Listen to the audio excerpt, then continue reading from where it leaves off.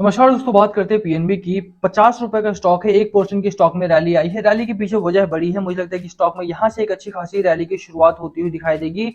खबर क्या है? खबर पीएनबी ने इस समय फंड रेज करने का फैसला लिया था और फंड रेज यहाँ पर हो चुका है। ऑलमोस्ट 700 करोड़ के आसपास का यहाँ पर फंड रेज कंपनी ने किया है। साथ में 5000 करोड़ के आसपास का यहाँ पर फंड रेजिंग प्रोस्पेक्ट आपको दिखाई देता है। कंपनी ने अनाउंस किया कि 5000 करोड़ के आसपास का फंड रेज वो कंपनी और करने जा रही। पूरी खबर क्या है और खबर का कितना असर आपके पोर्टफोलियो पर पड़ेगा, साथ में ही चर्चा करेंगे कि पीएनबी ने एक बड़ी अनाउंसमेंट भी कर दी है फिनटेक को लेकर के। उसकी भी चर्चा इस वीडियो में होगी। देखिए, कंपनी लगातार स्लगिश चल रही थी, लगातार एक जोन में बनी हुई थी। अब यहां से कंपनी का ब्रेकआउट देखने को मिलेगा। एक स्टेबल कंपनी है पीएनबी। एनपीए लगातार इन्होंने कम किया है, लगातार फंड रेजिंग की है और एक्सपेंशन की ओर अब यहाँ पर ध्यान देना स्टार्ट किया है। बड़े गोल्स यहाँ पर सामने आकर के अनाउंस किए हैं। गोल्स क्या है, टारगेट क्या लेकर के चलना है, आपको इस वीडियो में बात करेंगे। साथ में चर्चा करेंगे क्या कितने समय के लिए आपको इस स्टॉक को रखना है और रखना है भी या नहीं। स्लो मूविंग स्टॉक है, डज दैट मीन कि आपको यहाँ से निकल जाना चाहिए? कब तक आपको एक अच्छे खासे टारगेट की ओर बढ़ता हुआ दिखाई देगा स्टॉक? चलिए शुरू करते हैं इस वीडियो को। पर उससे पहले अगर आप चैनल पर नए हो, प्लीज चैनल को सब्सक्राइब कर दो, हिट दैट बेल आइकन ताकि आपको नोटिफिकेशन मिल सके। चलिए स्टार्ट करते हैं। ओवरऑल मैं इसकी चार्ट की बात कर लेते हैं सबसे पहले, क्योंकि चार्ट बहुत इंपॉर्टेंट हो जाता है देखने के लिए कि स्टॉक है कहां पर। अभी के लिए अगर आप देखो तो स्टॉक आपका एक जोन में फंसा हुआ है और लोअर एंड पे ये आपका पैटर्न बन जाता है कि अराउंड 49 रुपीज का एक सपोर्ट लेवल यहाँ पर है। स्ट्रॉन्ग सपोर्ट लेवल है, तो इससे नीचे जाता हुआ स्टॉक मुझे दिखाई नहीं देता। 50 डे मूविंग एवरेज के ऊपर अभी भी ट्रेड कर रहा है। तो ओवरऑल अगर आप देखो तो स्टॉक जो है वो अभी भी स्ट्रेंथ में 50 के ऊपर ही रहने वाला है, 50 से नीचे नहीं जाएगा। दूसरी बात ये है कि स्टॉक का अपर एंड जो है, जो रेजिस्टेंस फेस कर रहा है स्टॉक आपका, दैट इज अराउंड हियर, यानी कि 53 रुपए के आसपास का, 53 रुपीज के आसपास का यहाँ पर एक स्ट्रॉन्ग रेजिस्टेंस फेस कर रहा है स्टॉक आपका। रीजन क्या है उसके पीछे? कि एक तो वॉल्यूम कम आ रहा है इस समय पर, और दूसरा ये है कि कंपनी इस समय इनिशिएटिव नहीं ले रही है। आईडीएफसी फर्स्ट बैंक ने 2052 करोड़ के आसपास का फंड रेज किया। उसके बाद अब देखिए 1500 करोड़ के आसपास का फंड रेज किया। वहीं पर वीआई जैसी 7 रुपए की कंपनी भी अगर आप देखोगे तो लगातार फंड रेज कर रही है, रिफॉर्म प्लान अनाउंस कर रही है। अगर पीएनबी की बात की जाए, प्रॉब्लम तो पीएनबी में भी है, बट पीएनबी ऐसा कुछ क्यों नहीं कर रही है? उसी का इंतजार था, जिस चीज का इंतजार था वो हो रहा है फाइनली।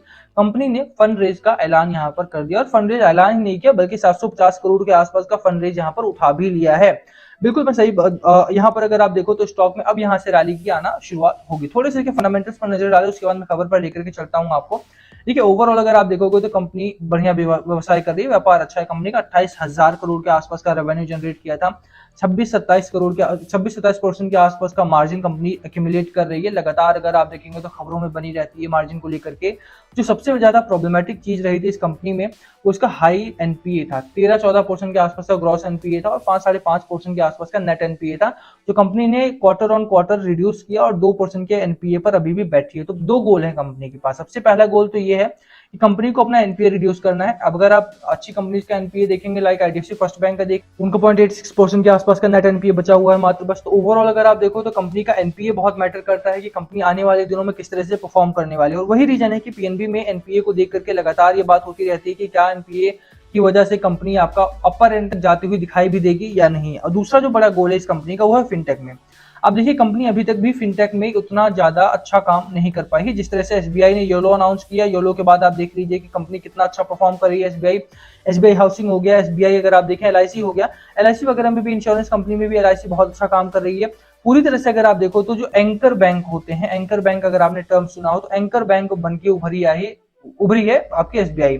वहीं पर अगर आप पीएनबी की बात करो तो पीएनबी एनपीए को टैकल नहीं कर पा रही है। दूसरा, ये फिनटेक में भी कोई बहुत अच्छा काम नहीं कर पा रहे हैं। यही रीजन था कि कंपनी ने कम से कम पीएनबी में आपको फंड रेजिंग की जो जरूरत थी वो महसूस होना स्टार्ट हुई। अभी के लिए अगर आप बात करो तो कंपनी प्रॉफिटेबल जरूर है, कंपनी का प्रॉफिट बहुत ठीक ठाक हो रहा है। यहाँ पे मैं आपको दिखा देता हूँ कंपनी का प्रॉफिट क्या है।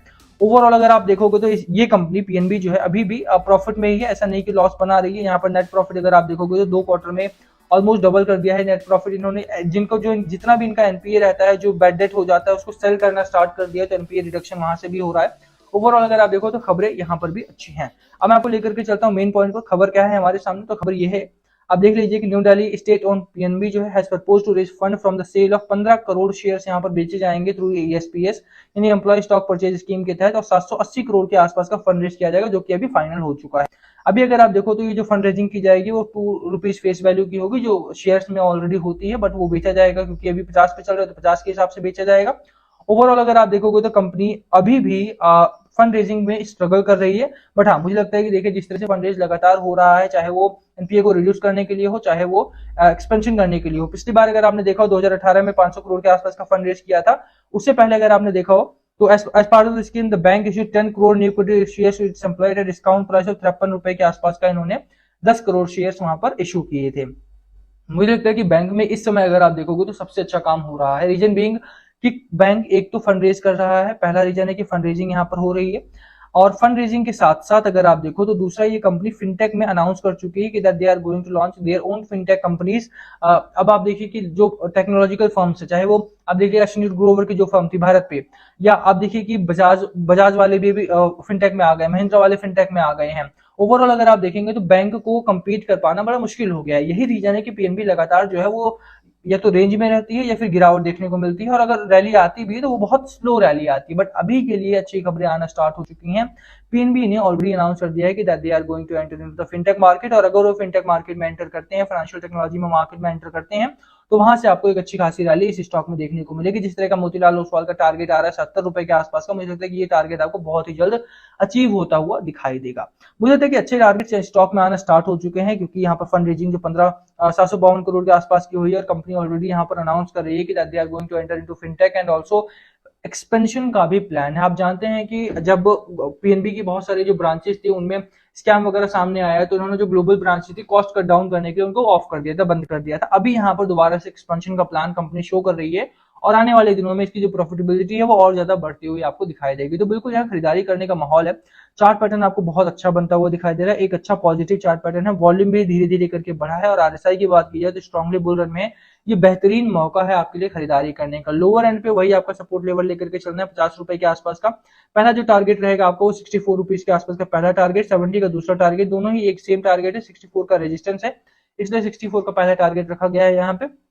मेनली 70 रुपए का टारगेट लेकर के चलो। 752 करोड़ का जो फंड रेज यहाँ पर हो रहा है, मुझे लगता है इसके बाद स्टॉक में रैली देखने को मिलेगी आपको। बात रही बाजार की, बाजार में आज देखिए बैंकिंग सेक्टर में एक अच्छी खासी रैली आई है, और एनबीएफसी में अगर आप देखें निफ्टी फाइनेंशियल सर्विसेज की बात की जाए तो यहाँ पर भी रैली है। मार्केट में जो फाइनेंशियल स्टॉक है आपके, चाहे वो बैंकिंग हो, चाहे वो एफआई हो, एनबीएफसी हो, उनमें एक अच्छी खासी रैली की शुरुआत होती हुई दिखाई दे रही है। तो ये पॉइंट ऑफ टाइम पर मुझे लगता है कि आपको बैंकिंग पर फोकस करना चाहिए, चाहे वो आईडीएफसी फर्स्ट बैंक हो, चाहे पीएनबी हो। पीएनबी में प्रोस्पेक्ट इस समय बेहतर दिखाई पड़ते हैं मुझे। रीजन बैंक की एक तो फंड रेजिंग यहाँ पर हुई है, दूसरा पीएनबी ने अभी यहाँ पर बड़े अनाउंसमेंट करना स्टार्ट कर दिया है, जैसे फिनटेक हो गया, या फिर एक्सपेंशन का प्लान हो गया, या फिर एनपीए का रिडक्शन हो गया। एनपीए काफी रिड्यूस किया है क्वार्टर ऑन क्वार्टर, और जिस तरह के नंबर्स इस बार आएंगे उस पर डिपेंड करता है कि कंपनी की रैली किस तरफ को जाती है। बहरहाल अभी के लिए बाजार के हालात काफी ठीक ठाक दिखाई दे रहे हैं मुझे, और मुझे लगता है कि आने वाले दिनों में आपको यहाँ पर एक अच्छी खासी रैली पीएनबी में कम से कम देखने को मिलेगी।